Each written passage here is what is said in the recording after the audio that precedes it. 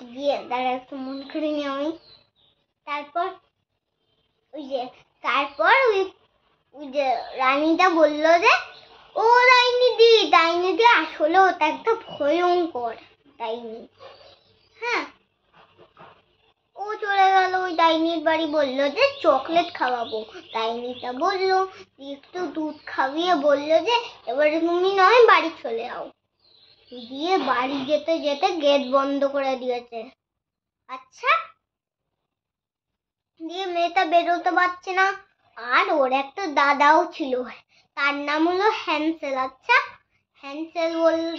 হ্যান্সেলকে আটকে রাখলো, বললো যে এই মেয়ে হ্যান্সেলকে রেডি করে রাখ রান্না করে। আর ওর দাদা তো ভয় পাচ্ছিল যে এইটাও তো আমার বোন একটা রাক্ষসী, সে তো আমাকেই যত্ন করে না। না না ওই যে তারপর বললো যে বোন আমাকে বাঁচা রে।